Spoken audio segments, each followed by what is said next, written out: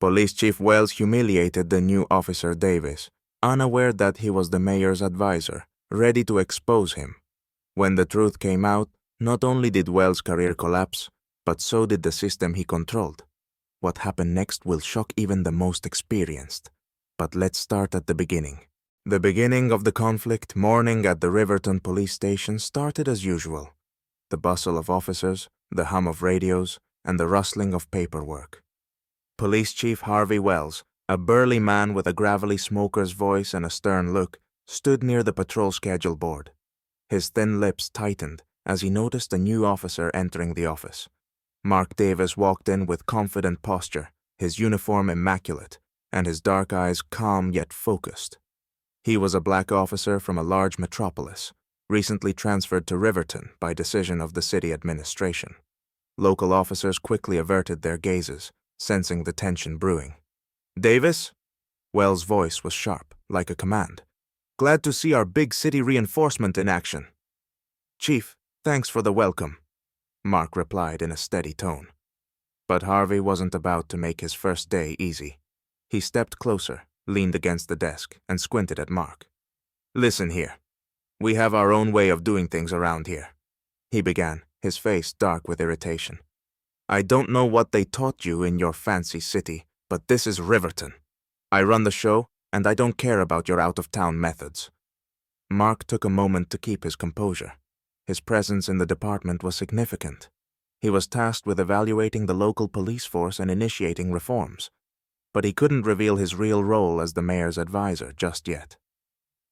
"I'm ready to follow your instructions, Chief," Mark replied calmly, "as long as it helps the people."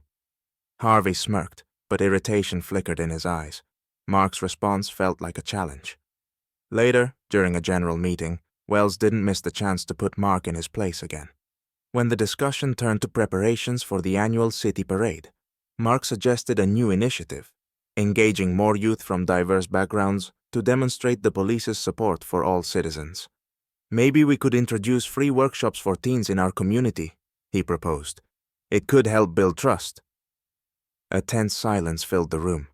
Some officers, especially the younger ones, nodded in interest, but Harvey loudly cleared his throat and slammed his fist on the table. "Workshops?" Sarcasm dripped from his voice. "Davis, this isn't a community club. We don't mentor youth. We enforce order. Your idea won't help. We've managed just fine without it, and we'll keep managing." His words were harsh, but this was only the beginning. After the meeting, Wells called Mark into his office. He shut the door, leaned against it, and folded his arms across his chest. "Listen, kid," he began, his tone low and threatening. "I don't need you stirring up trouble with your reforms. I know the mayor's backing you, but you're here to do what I tell you. Got it?" Mark remained composed, though he was boiling inside. He knew he wasn't just facing Wells, but also a deeply entrenched system of bias. "Thank you for clarifying, Chief," Mark replied, looking Harvey straight in the eye. "But my job is to serve the community. That includes you and the people we're here to help." Hatred flashed in Harvey's eyes, but Mark said nothing more. He turned and walked out, leaving a heavy silence behind him. In the hallway, Mark's colleagues avoided eye contact, unwilling to get involved. Only one young officer, a woman named Caitlin, gave him a timid smile and whispered, "Don't mind him. He's always like that." Mark nodded, feeling the tension building. It was only the first day, and he knew the real battle was yet to come. Escalation of the conflict. The next day, Mark Davis tried to ignore the tense atmosphere in the precinct. He knew he was being closely watched. It seemed like everyone was waiting for him to slip up, while Chief Wells kept fanning the flames. During the morning briefing, Wells publicly tore into the report Mark had prepared for the mayor. "What is this?" he barked, slamming the folder onto the table. "Davis, this isn't a book club. Nobody cares about your analytical musings. I need real action, not your big city fantasies." Some officers chuckled, while others avoided eye contact. Mark stood silent, forcing himself to stay composed. He knew Wells was deliberately provoking him to paint him as incompetent or out of touch.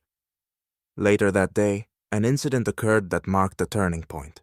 Mark noticed a senior officer rudely addressing an elderly black woman who had come to the precinct to file a complaint about police misconduct.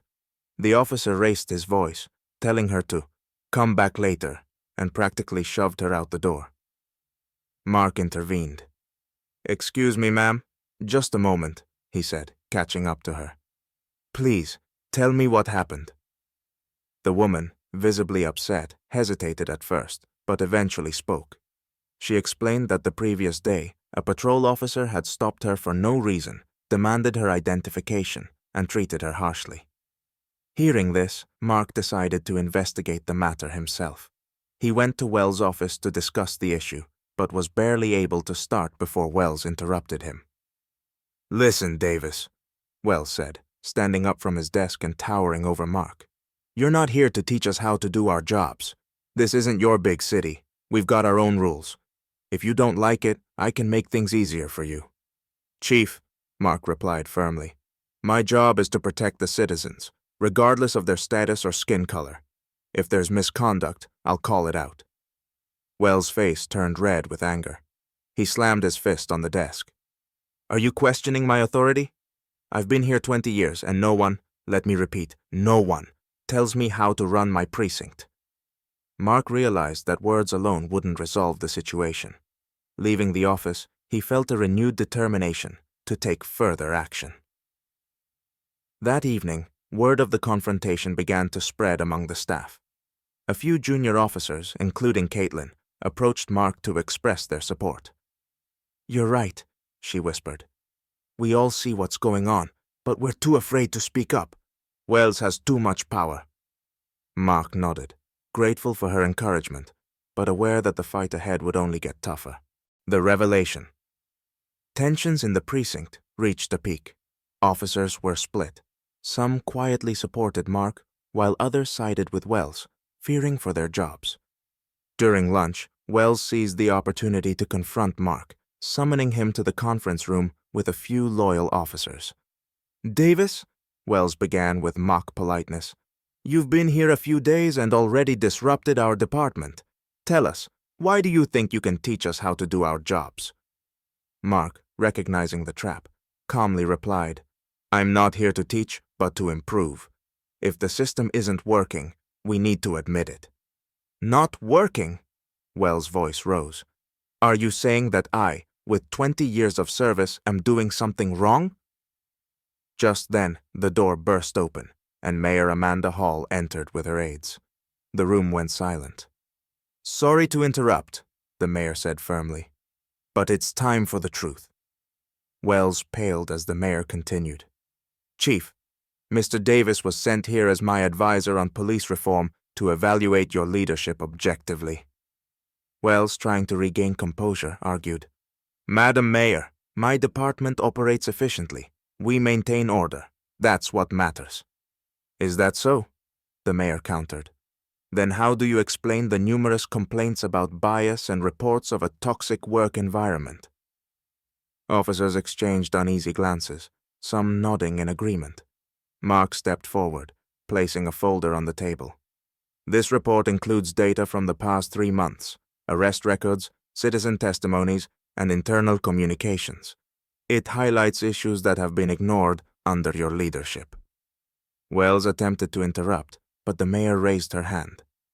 "If this is true, it's not just a matter of poor management, but a breach of public trust." A senior officer finally spoke. "Madam Mayor, we knew there were problems but feared speaking out. Wells punished dissent." These words sealed Wells' fate. The mayor turned to him. "You're on administrative leave pending investigation." Wells, red-faced, stormed out, slamming the door. As tension lifted, the mayor thanked Mark. "This is just the beginning, but without your determination, we wouldn't be here." Mark nodded, knowing the road ahead would be tough, but today was a crucial victory. After Wells' suspension, the precinct began to change. Officers finally felt free to voice their concerns. Mark led temporary reforms, introducing transparency and dismantling discriminatory practices. The day after Wells' departure, Mark held a meeting, stating, "I'm here to make the system fair for everyone, but I need your support. Some officers, like Caitlin, stepped up to help, while others, loyal to Wells, remained cautious. Mark's first major reform was creating a community outreach group, which rebuilt trust with residents. He also prepared a report for the mayor proposing improved training and community engagement. Meanwhile, Wells tried to defend himself publicly, but failed, and the extent of his failures became clear to the community. Weeks later, at a public forum, Mark shared his progress. An elderly woman whose case he had addressed spoke, thanking him for showing that justice was possible. Wells was officially dismissed, and Mark was appointed head of reforms. At a farewell gathering, he told the staff, "We've made progress, but there's much more to do. Together, we can prove policing is about protection and service, not fear." His words were met with applause. Riverton had become a model of transformation, and Mark left knowing he had laid the groundwork for lasting change.